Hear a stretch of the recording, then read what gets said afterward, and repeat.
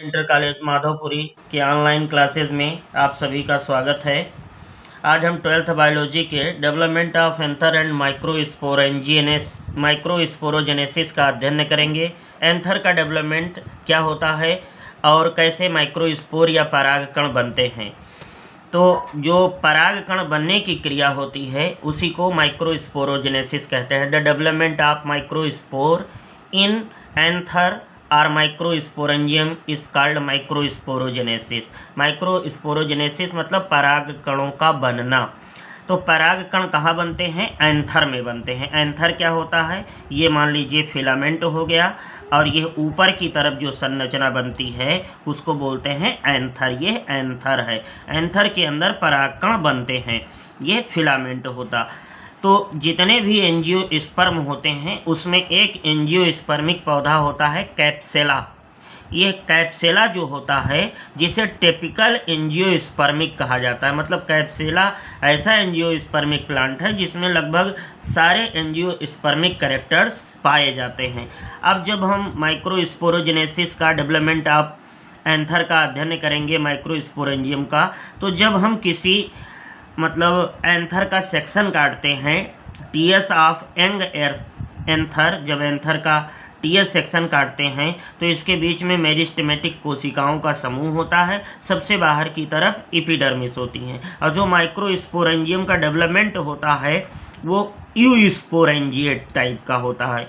Eusporangiate type मतलब कि जब माइक्रोस्पोरेंजियम का development more than one cell मतलब एक से अधिक कोशिकाओं से हो, जब माइक्रोस्पोरेंजियम का डेवलपमेंट, तो इसको बोलते हैं यूस्पोरेंजिएट टाइप। तो इस यूस्पोरेंजिएट टाइप का डेवलपमेंट होता है। तो ये इसमें मेरिस्टेमेटिक सेल है। मेरिस्टेमेटिक सेल्स क्या होती हैं? ऐसी सेल जिनमें हमेशा डिवीज़न की क्षमता या तो पाई जाए या हमेशा डिवीज़न मोड में रहती हैं, उन्हें मेरिस्टेमेटिक सेल कहते हैं। अब एपिडर्मिस के नीचे की सेल में से चारों कोनों में से, पराग कोश के चारों कोनों में से चारों कोनों पर कोई एक कोशिका अपने आकार में बड़ी हो जाती है। सघन, इसके अंदर सघन साइटोप्लाज्म पाया जाता है, लार्ज न्यूक्लियस। मतलब एपिडर्मिस के नीचे पाई जाने वाली कोशिका अपने कोशिका द्रव्य के परिवर्तन के कारण, बड़े आकार के केंद्रक के कारण चेंज हो जाती है, तब इसको बोलते हैं हाइपोडर्मल सेल। जहाँ ईपी आवे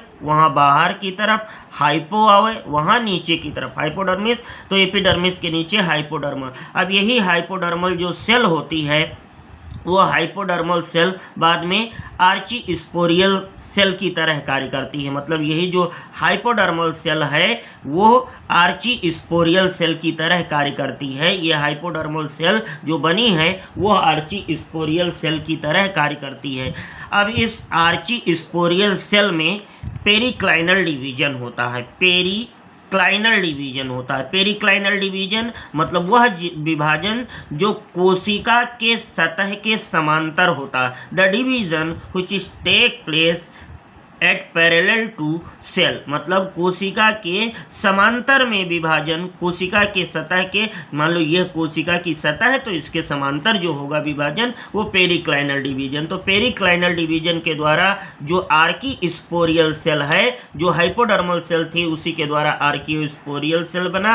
अब आर्कीस्पोरियल सेल डिवीजन करती है पेरिक्लाइनल और बाहर की तरफ प्राइमरी पेराइटल सेल, या इसको पीपीसी बोलते हैं, और नीचे की तरफ प्राइमरी स्पोरोजिनस सेल बनाती है। ये चारों कोनों पर इसी तरीके की सेल बनेंगी।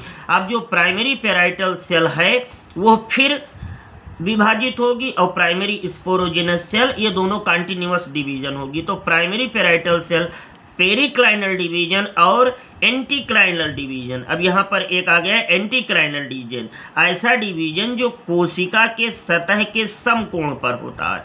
कोशिका के सतह के समकोण पर हो उसको बोलते हैं एंटीक्लाइनल डिवीजन। पेरिक्लाइनल डिवीजन में कोशिका के सतह के समांतर।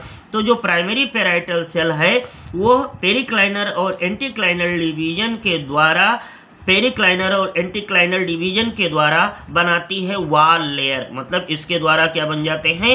वॉल लेयर का फॉर्मेशन हो जाता है, वॉल लेयर बन जाती है। वॉल लेयर क्या होती? सबसे बाहर की तरफ एपिडर्मिस, इसके नीचे इंडोथीसियम और सबसे नीचे इंडोथीसियम के नीचे मिडिल लेयर और मिडिल लेयर के नीचे टैप्टम परत ये वाल लेयर का निर्माण करती है। अब जो ये प्राइमरी पैराइटल सेल का रिजल्ट था, primary parietal cell by division of periclinal and anticlinal form primary parietal cell. अब जो नेक्स्ट दूसरी वाली जो नीचे की तरफ या अंदर की तरफ बनी थी, ये वाली प्राइमरी स्पोरोजिनस सेल, ये primary sporogenous cell mitotic division के द्वारा मीन्स समसूत्री विभाजन के द्वारा प्राइमरी स्पोरोजिनस सेल बनाती है। Primary sporogenous cell mitotic division के द्वारा बनाती है स्पोरोजिनस टिश्यू या स्पोरोजिनस सेल, और यही स्पोरोजिनस सेल या स्पोरोजिनस टिश्यू जो यही बना लेती है माइक्रोस्पोर मदर सेल, ये बना लेती है माइक्रोस्पोर मदर सेल, या इसको बोलते हैं pollen mother cell. MMC short में लिखा जाता है, माइक्रोस्पोर मदर सेल या पीएमसी पोलेन मदर सेल बनाती है। अब यही पोलेन मदर सेल जो होती है पराग मात्र कोशिकाएं, यह पराग मात्र कोशिकाएं मियोटिक अर्थात समसूत्री विभाजन के द्वारा एक पोलेन मदर सेल, और ये पोलेन मदर सेल कैसी होती है 2n होती है, मतलब डिप्लॉयड होती है, और ये पोलेन मदर सेल डिवीजन करके, कौन सा डिवीजन, मियोटिक डिवीजन करके माइक्रोस्पोर या पोलेन ग्रेन का निर्माण कर लेती है। तो रिजल्ट हमारा आ गया कि माइक्रोस्पोरोजेनेसिस क्या है, the formation of microspore in anther और माइक्रोस्पोरेंजियम इज कॉल्ड माइक्रोस्पोरोजेनेसिस। अब ये जो माइक्रोस्पोरोजेनेसिस में बने हुए माइक्रोस्पोर हैं, ये एक विशेष प्रकार के अरेंजमेंट में व्यवस्थित होते हैं। तो group of microspore is called tetrad, मतलब जो माइक्रोस्पोर बने हैं वह एक ग्रुप में अरेंज होते हैं। तो ये जो ग्रुप में अरेंजमेंट होने की व्यवस्था है इसी को बोलते हैं टेट्राड।